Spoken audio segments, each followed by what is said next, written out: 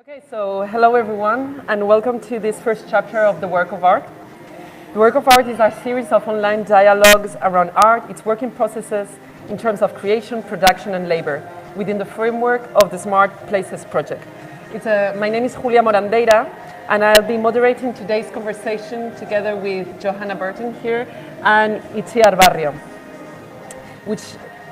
this conversation is taking place against the backdrop of the exhibition they've just done together, titled By All Means, which will open tomorrow here at Azkuna Zentroa in Bilbao. So just to give you a bit of information about the project, smARTplaces is a project gathering 8 cultural institutions and 2 universities from 8 European countries around the shared task of audience development through digital strategies and new technologies. The partners involved are Dortmunter from Germany, the Musée de Picardie from Amiens in France, Ville's Contemporary Art Center in Brussels, Belgium, Etopia Center for Art and Technology in Zaragoza, Spain, the Van Abbe Museum in Eindhoven, the Netherlands, ZKM Center for Art and Media in Karlsruhe from Germany, Liechtenstein National Museum in Vaduz, Birmingham Center for Media and Cultural Research from Birmingham City University, Oulu University of Applied Sciences in Oulu, Finland, and finally Azkuna Zentroa in Bilbao, Spain, where we're standing today. So this project, and more specifically the conversations called The Work of Art, will take place triennially from now, February 2019 until May 2020.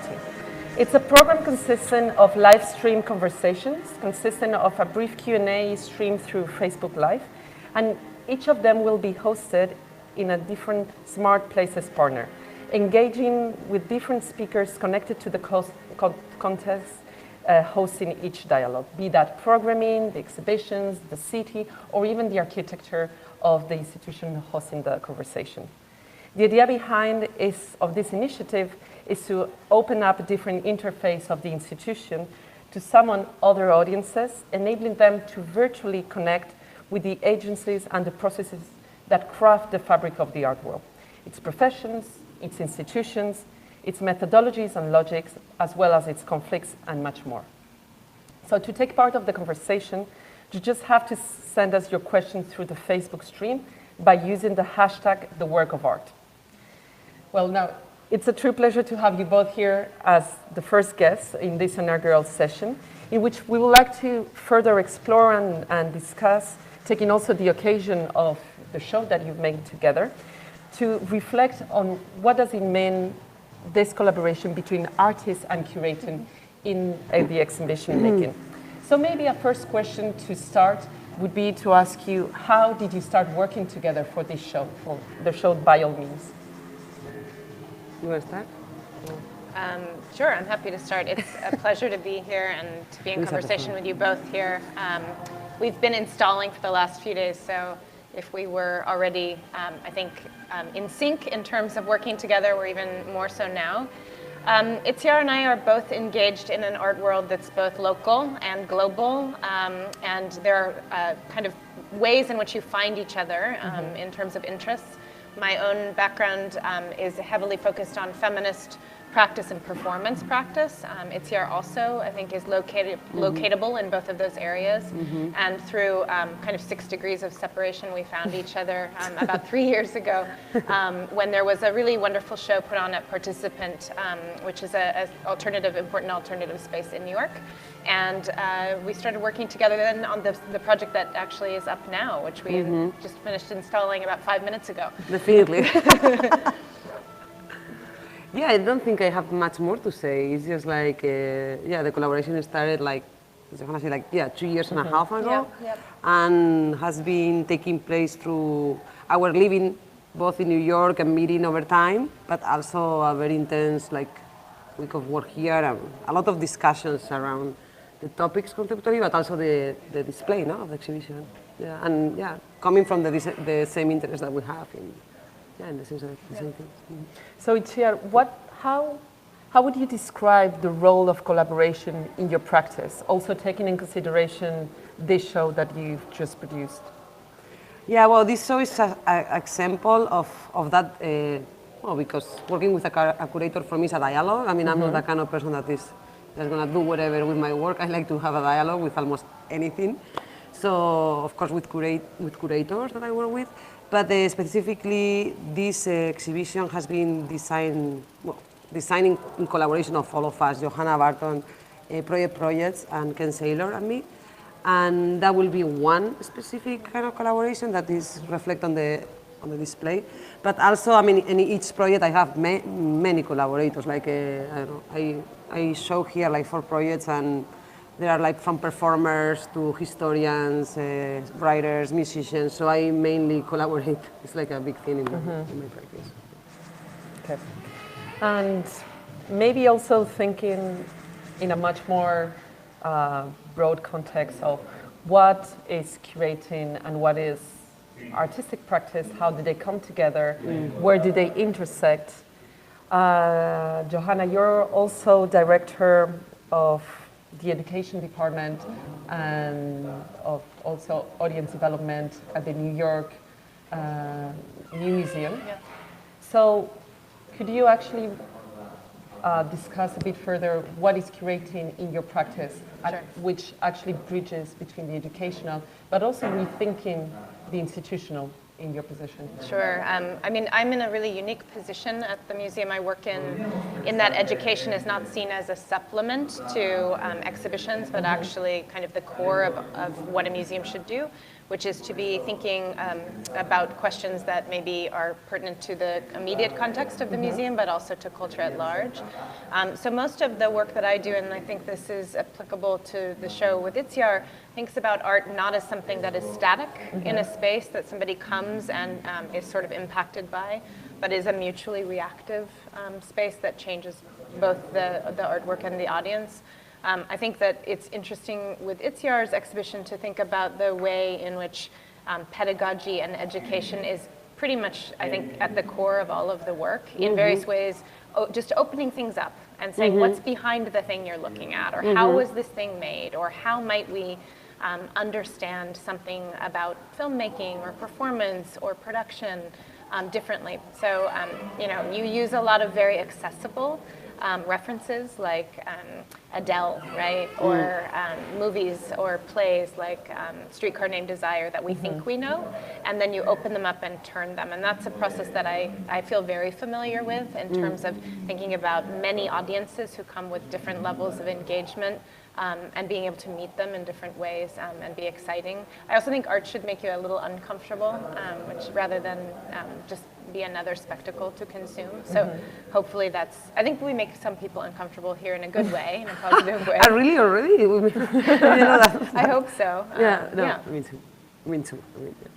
Both of you are stressing a lot the component of the local, both in both your practice, and that gives also an idea of how a practice is rooted or is situated, to take cue from a feminist genealogy, no, or a position of how you inscribe your own practices.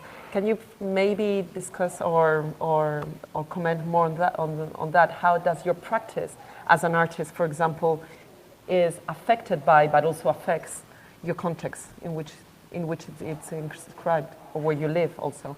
Well, for me it's very important always to work from the local, or even the things that affect me and that I can affect, I guess. But I think it's also the way how you can communicate, no? With others, to work by proximity. That can be intellectual proximity, that can be by science, that can be by anything, right? And also I follow the thoughts that the contemporary mythologies are embedded in pop culture and cinema culture that we all share, like as a common knowledge, and that, of course, is part of the capitalist system we are living, right? The only one thought that they're trying to create, right? And one of my goals is like to rethink all those structures and manners and displays. So I think that makes sense with the local. Yeah.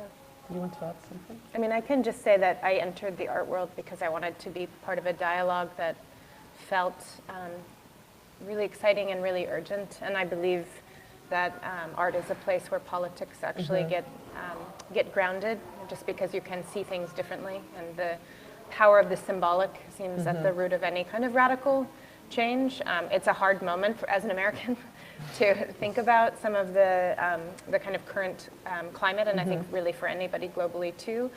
So the idea of the local really is a way of saying you're part of a very finite group of people, and there are many other finite groups of people that are also part of a larger community, and that gives me some hope, I guess. Somehow. Yeah, fingers crossed. Yeah. We have some questions from the audience online, the online audience. So Carla Crespo Jimenez is asking a question I think addressed to you, Johanna. What evolution have you seen in the work of Itziar during these 2 years that you have been the curator of her work? That's a great question. Yeah. I think what's been really nice is Itziar and I have a really easy working relationship, but I'm not saying every good curatorial artistic partnership needs to be that way. Ours has been. I think that what has been nice, though, is that the ease of our being able to talk has allowed us both to negotiate really easily. Yeah. So there have been moments where each of us thought we knew what something should look like, and then we trusted the other. So I think that this is an exhibition that has marks of both of us doing things we might not do on our own, which has been really nice. And in terms of your project, I think it's the first time you've been able to see this much work all together and to think about it as an environment. So you've let yourself, I think, loosen up the boundaries a little bit between projects, and that's been exciting to see. And also, I think for a project like this, you have to be very legible. You have to be super clear about what each thing is that that an audience is going to, because the projects are complex. So I think that's been great to watch. And there's a lot of blue, so that's new. Do I answer that? Why is there so much blue? Well, the blue actually, thinking about design and how to bring signs that could help, structure the work and the display and the concepts we are working with. We came up with blue as a reference to filmmaking and also a reference to fiction and the possibility of things to be others, right? That actually my work deals a lot with. And yeah, I'm bringing that mechanism. So yeah, the blue, we all know that blue and the chroma key is that possibility. So. Yeah. So we do have another question from Aurélie Maguet. I think also addressed to you, Johanna. Do you find the relation between education and art very different in America from Europe?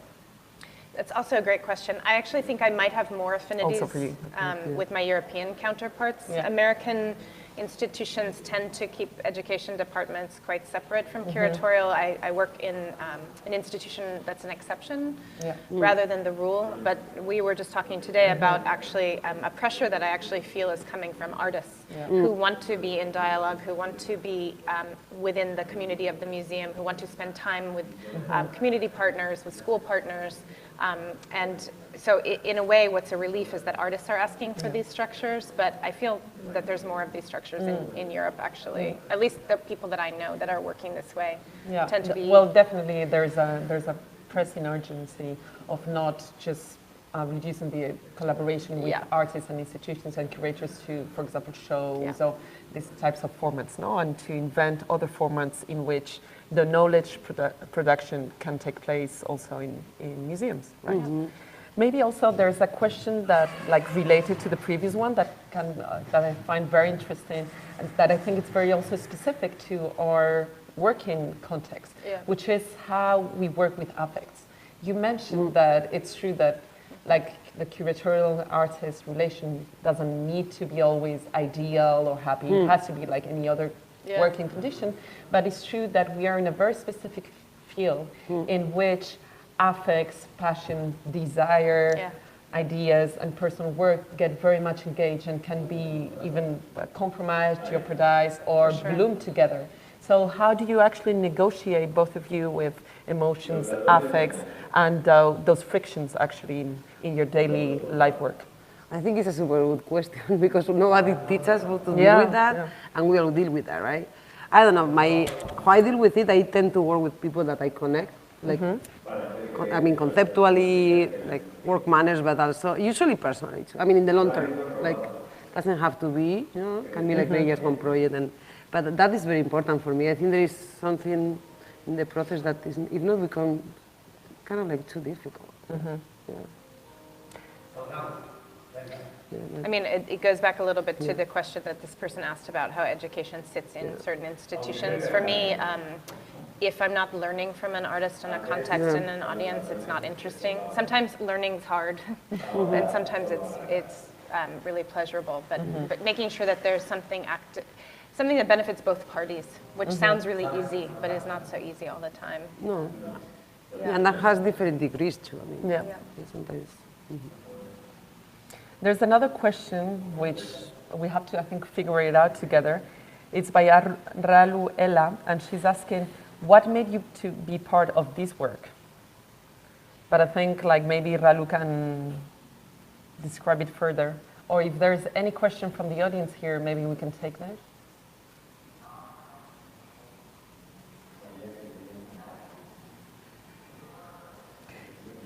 There's another question by Barbara Epalza, asking how long does it took to curate the exhibition? How long? Yeah. That's always interesting too. So I guess we've been working on the show for 2.5 years, and there's fits and starts. So when we first got, I like to say it was a blind date that went well.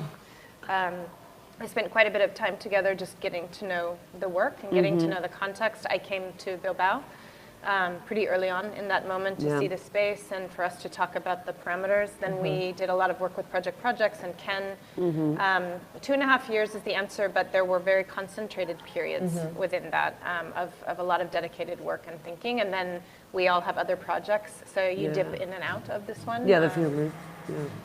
There's another question by Carla Crespo. She's asking, what's the most difficult part of being a curator? Knowing the exhibition or knowing the artist? It depends on the artist. I'm not going to answer. I tend to work, again, because of the context that I inhabit, with artists over a lot of time. I run a residency program, and so it's not about usually just hanging a show and sort of walking away. Usually it's about something that's activated over months. Usually the artist is working with the community. Sometimes you get to know things about people you wish you didn't know. And so you have to separate your relationship with an artist practice and with an artist. I definitely have had my heart broken a few times when you learn that you like the work less because you like the person less. So sometimes, I mean, I'm being funny, but in a way there is this kind of question about where the work ends and the person begins. It's what we're talking about the affects. It's super important. I mean, it could go to you too about, I mean, it's the same. Is it, for you, an exhibition and an artwork, how do you think about those as separate entities? What do you mean, like? When you're working with a curator, maybe. Yeah, I don't know if I understand what your question is. I mean, how do you? Maybe there's another. I was just trying to see if you had an answer for that as well. No, I mean. Well, if not, we have two other questions by Raluela. She's asking, do you think a place can have something to make an artist improve its skills just by living there and seeing what's around him or her? And the second question would be, in which way a curator can be a part of the development of an art in a country, of an art scene? So maybe you can ask for the first question about how does the place affect your work? Living in a place or another. You took the decision, you are from here, from Bilbao, and you took the decision to move to New York.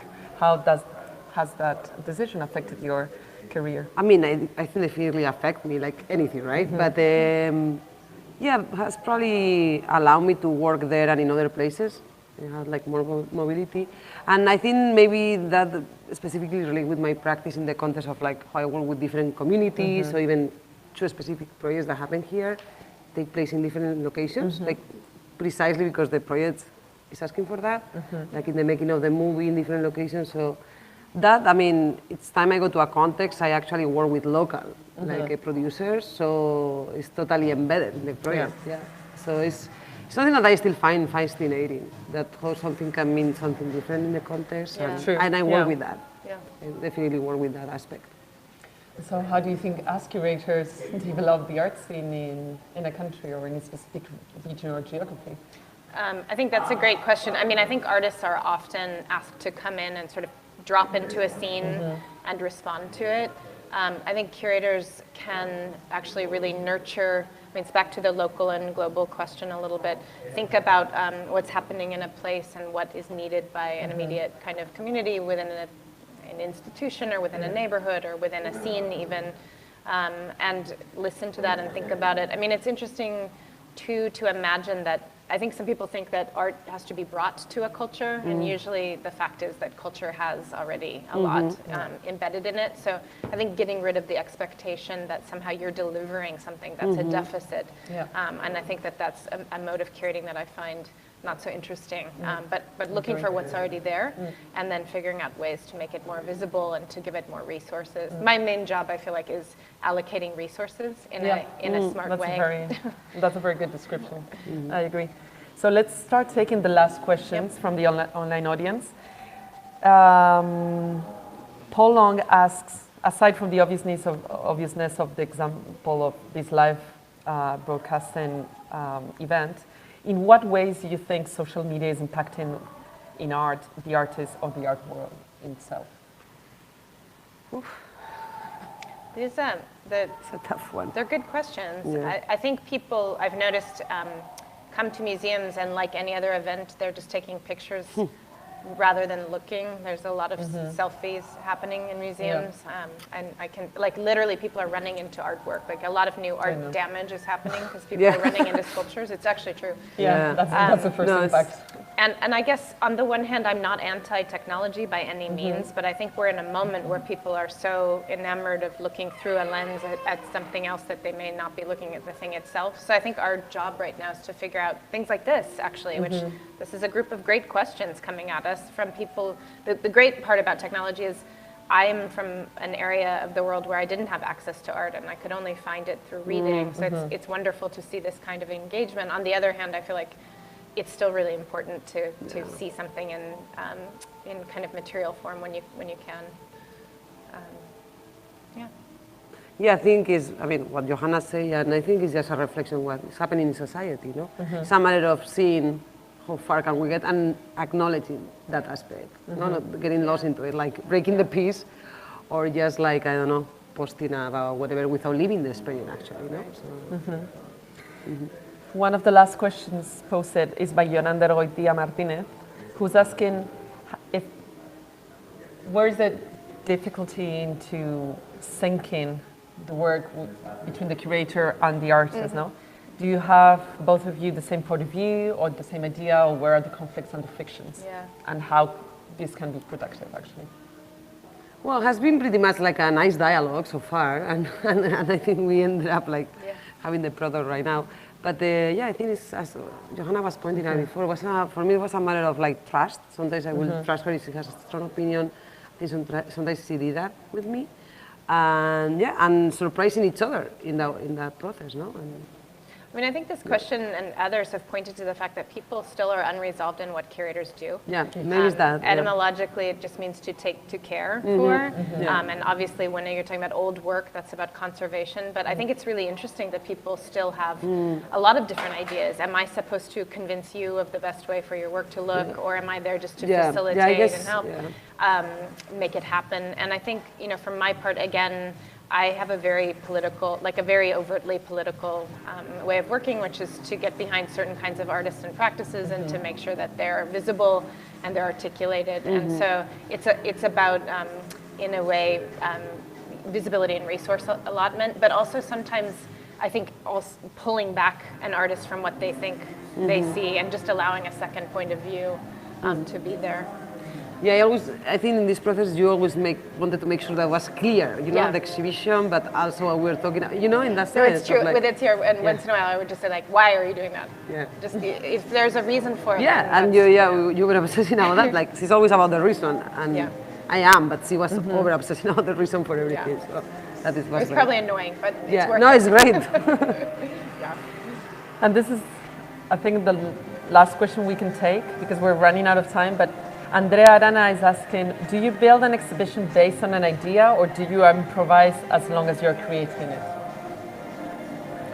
Well, I think it can be both ways, but depends. Sometimes, an exhibition is an invitation, right? And then you make that happen. But I don't know if the question is referring to this occasion or this situation, but in this case, we actually formulated the entire exhibition and made it up. Like, the idea was to have something here, and we kind of came up with the projects that will be, involved, and even the new production. There are some new projects and aspects. So, I mean, I work differently if I'm doing a monographic project or if I'm doing a group show. I'm actually, I think it's really unpopular to do argument-driven shows, but that's mostly what I do when I do group shows. And those are arguments that are meant to be sort of didactic, but also very open-ended and to be speculative. But they usually are quite heavily thematic, which I find really interesting to do right now. So thank you so much to both of you for your time, your contribution, and your generous participation. Thank you everyone also online here present for your questions and your engagement in this conversation. The next online dialogue on the work of art will happen in May 2018 in the Liechtenstein National Museum, and it will engage with issues around music, programming, and the city. So we look forward to seeing you again there. Thank you. Thank you. Thank you.